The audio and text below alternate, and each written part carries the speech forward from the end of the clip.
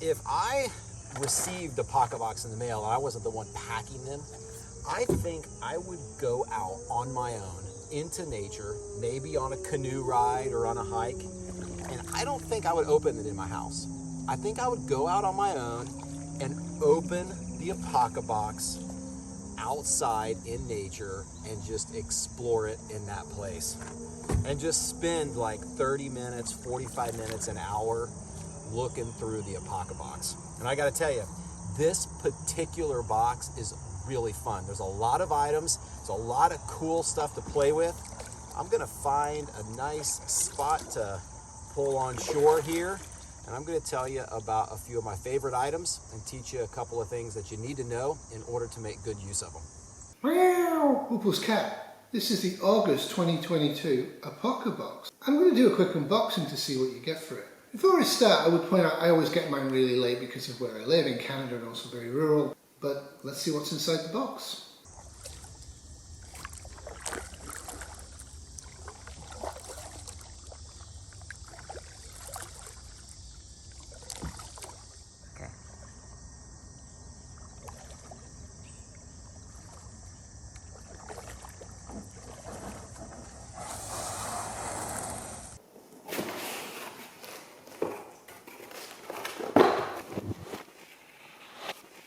A tactical belt.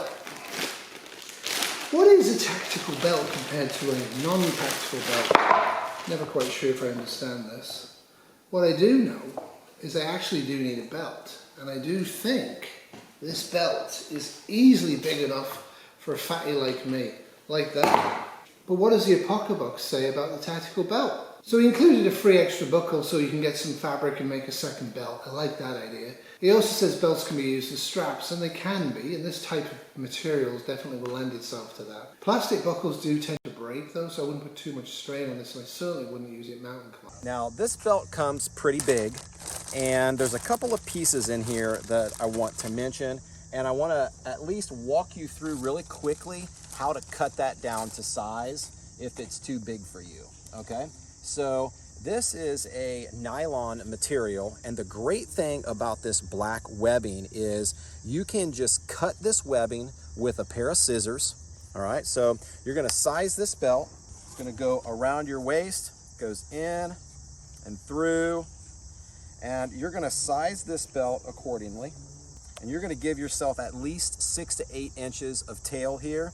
You're just gonna take a pair of scissors, cut that at a slight diagonal, and then you can come in with a lighter, almost like you would fuse the end of paracord. You're gonna fuse the cut line of this belt, and it's gonna melt and stick together, and it's gonna be the perfect way to finish off this belt after you cut it. So there's a little piece of elastic material in your kit that you should know about, and this is just simply a keeper for this tail, okay? Now, all you're gonna do in order to use it is you're gonna slide this on the end of your belt. It's sized specifically for this, and then that is just going to run all the way down to the end so that when your tail runs up and over, you've got a keeper for that tail with this little piece of elastic, okay?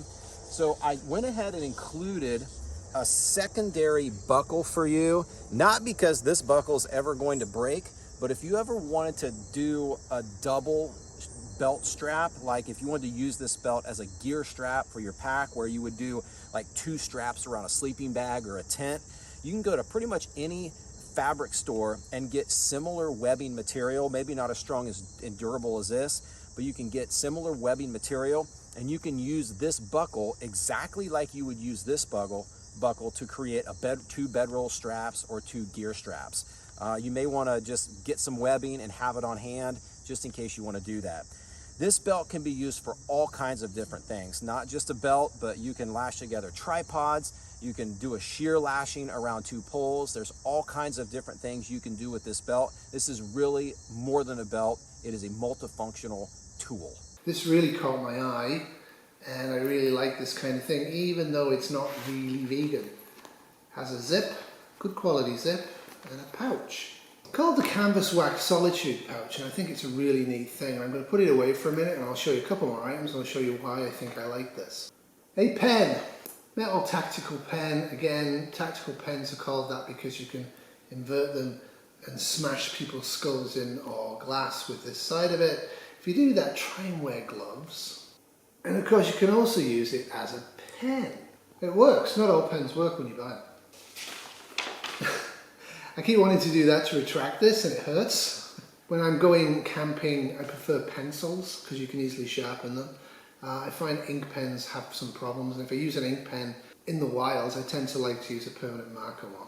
But I understand why people like to carry these because it can be a weapon or an escape tool as well. Again, I'd rather have a weapon and an escape tool rather than a pen that can try and do those things. Apparently it lasts a lifetime, and it should because it's aircraft aluminium and you can get refills online. I'm not probably ever going to get a refill online, but it's nice to know you can. Quite sealed in there, I like that. Just got to unfurl this end.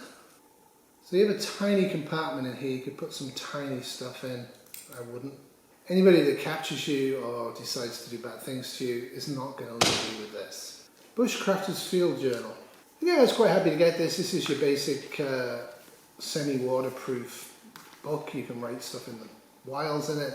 Again, I would like to use pencils with this rather than a pen. Contact info, reminding you to let people know where you're going and when you're coming back. Design your own knife. Shelter sketch, design your own shelter. Food packing lists. And it has plenty of pages in it, but each of the pages is designed for a specific thing. You don't, of course, have to use it for that. There is journal. The journal is not big. And it tells you how to make fire, what to do with t-shirts, camping, all this sort of stuff. And it does have some inspirational quotes. Aristotle, who's a dead Greek, said, "In all things of nature, there is something marvellous." Correct? Okay, so this is claiming to be a French farmer's knife, and it could be. And I could probably kill myself trying to open it.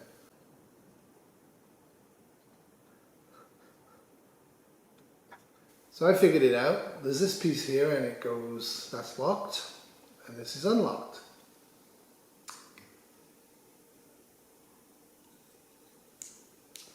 So it's not a locking blade, but if you switch this around, it becomes a locking blade. Very similar to 2 or 3 other types of knife he's sent. This is a longer one. It's not as sharp as most of the knives he sends. Not bad.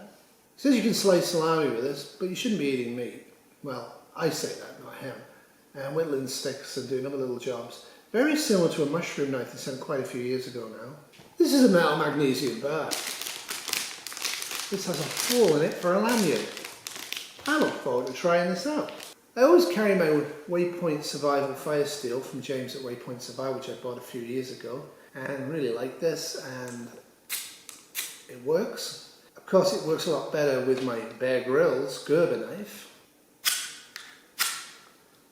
Now if I want to carry a chunk of magnesium, I can make a pile of magnesium filings and try it. I will do so. I have not had success with magnesium, and there's actually a video on it. Okay guys, here we are, quick training on the BFMB, the Big Fat Magnesium Bar in your box this time. This is such a cool tool. One of my favorite in the box, an incredible fire starter, and I'm going to show you how easy it is to use. If you've never used a high quality magnesium bar like this one, prepare to be a little bit impressed, okay? So magnesium has a very low ignition point, and we can use this as fire tinder in any circumstance, when it's wet, when it's cold, in the worst of conditions. All we're going to do is shave little shavings away from this bar, and as you can see, you can get thousands and thousands of use from this thing.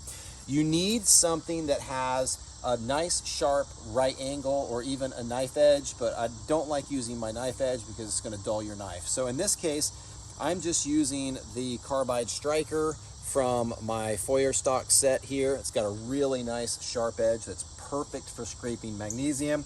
So watch what I'm going to do here. I'm going to plant my magnesium bar, and just as if I was almost using it as a ferro rod, I'm just scraping all of these little scrapings. You can see it piling up. This is a really nice soft magnesium bar, so you can get a lot of scrapings put together. So I'm going to do just this. I'm not putting up much effort at all, just using the sharp right angle edge of this.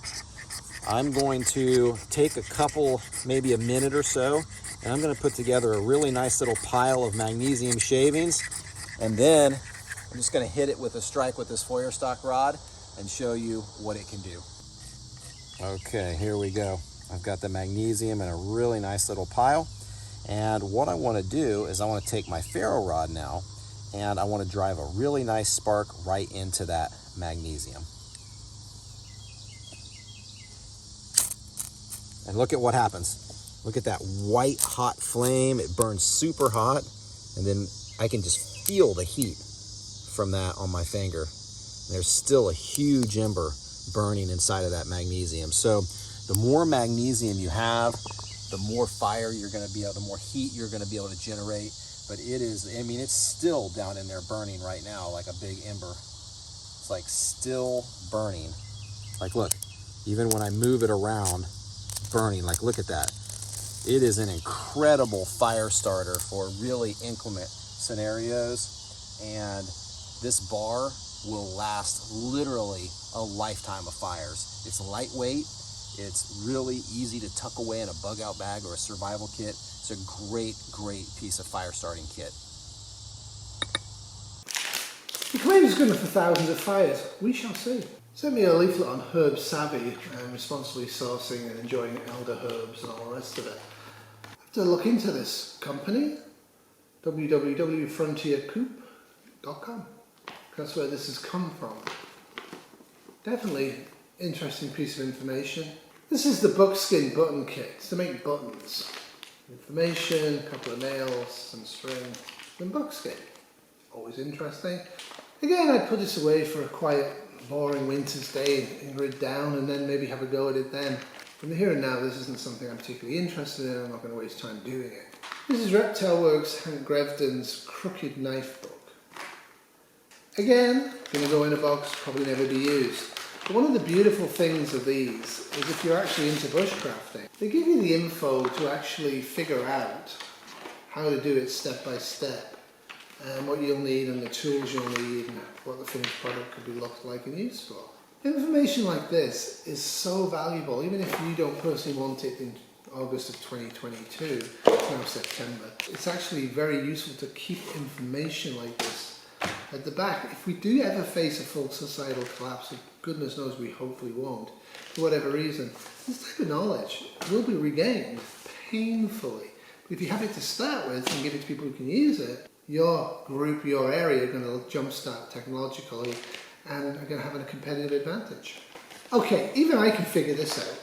Piece of wood that you have to trim down, shave down to make actually nice. And a knife inside this, sandpaper to do this with, and cordage to attach this onto. So the knife goes on like that, and they give you 2 screws, and then you have a knife that goes this way and this way. And I'm sure having a crooked knife has some really serious adaptations. I'm thinking if you're doing things like furniture or even canoes, or maybe even paddles for a canoe, well, goodness knows we have so much plastic around that none of that stuff's going to run out in my lifetime no matter what happens. This kind of tool will be good later on. Now, those of you that know me know that I always keep the best to last. We're getting there. And my best last thing is going to surprise people. There's a tiny piece of foam in here, like a noodle. No idea what that's for. I'm going to keep it just in case it's here for a reason. Generally it'll be here for a reason. Not sure what the reason would be. Have a floating knife. He sent a pin, and I know where that's going. When I'm out and about with Wolfie in his trolley, because he's got a busted hip, one of the things I do is I collect people's rubbish that they throw around, put it in the garbage, or recycle it to my own use. And so this is going on the Wolfie chariot. There you go. One of the things I've been considering lately is getting piping in, to run piping from a beaver pond that's about 20 feet higher than the house, to actually run a supply of water into gardens and into storage tanks to be used in the event of well failure and or solar power failure. And it's not something I want to spend any money on in particular, but I'm trying to figure out how to do it cheap. A crappy piece of plastic. It's an aluminium can upcycler tool. It claims you can make any pop can into a safe or a drinking container. The next piece of gear I want to talk about is this piece right here, which is super weird. This is probably something that you've never seen before. In fact, I just have recently learned about it. I thought it was something kind of cool and kitschy, and I come up with a couple of really cool uses for it. So this right here actually cuts the middle out of a standard size aluminum pop can or beer can, okay? So here's what we do. Here's a can. This thing opens up. There's a little handle on it. It opens up. When you open that up, you see how those little cutting wheels open up? When you open that up, they get smaller, and when you close it, they open up bigger. You go around the top of a can. I've already done this one, but you go around the top of a can. It takes several twists. You got to kind of work it. It's not like super easy, but you got to kind of work it, and look what happens. It cuts out the middle of this can perfectly, okay? So immediately this turns this can into a cup, a boiling container, a multifunctional container that you could use in a variety of ways, whether you're just like drinking with a cup at home or whether you're wanting to boil crawdads over a fire in a scenario. I've included in your kit a little foam piece of pool noodle, okay? Super random. It took me forever to cut these. I went to the dollar store and I bought every pool noodle they had, and I cut them into sections to put in this box. All right, but take a look at this. I'm gonna reach in here. I've got this one already done. I knocked it in the bottom here. There we go. Now look what I've done. I've got the top of that can lid, okay? I took a hot glue gun and I glued it right to the top of a section of pool noodle, okay? Really random, right? Right to the top of a section of pool noodle. And then I took my knife and I carved away the bottom kind of in a cone shape. And this right here serves as a plug so that you can perfectly fit this lid back on the pop can as if it had never been removed. And what this creates is a secret hidden safe. May be useful. Again, he does put in a link to a video, which I haven't seen. Hopefully I won't need to.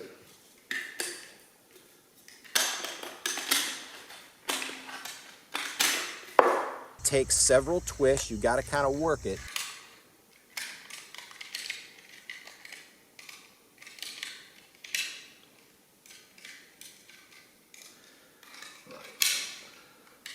So you press the side,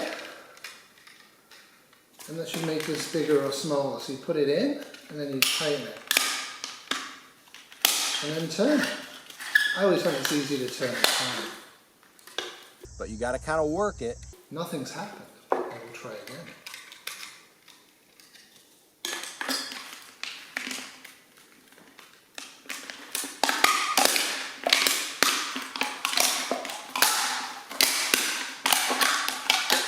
It's not like super easy. Well, that's a failure.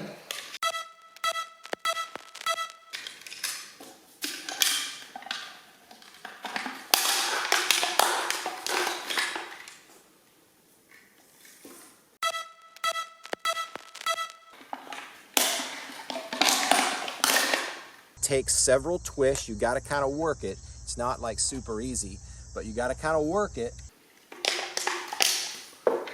So it doesn't work on this. This looks fairly standard to me. This one's not standard.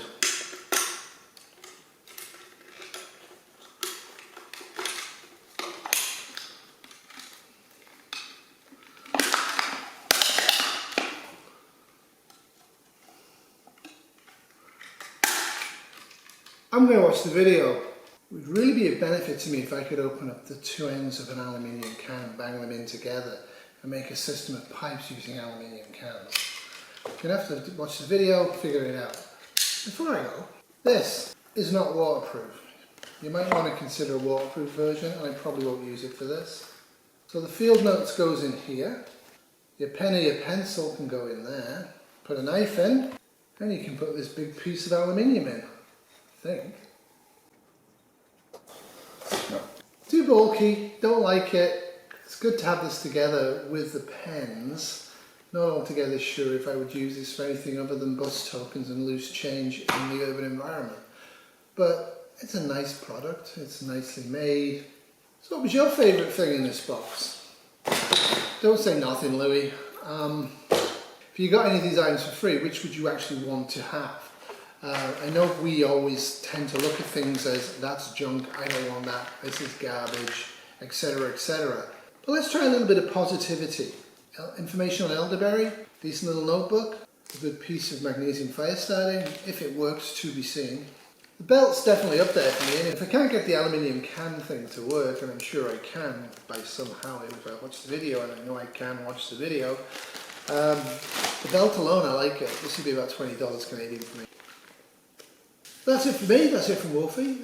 He's now going out for a 2-hour walk in his Gen 7 pet stroller with his Street Cred APOCABOX badge on it. Thanks for watching, have an absolutely awesome day, have an absolutely awesome week, and toodles.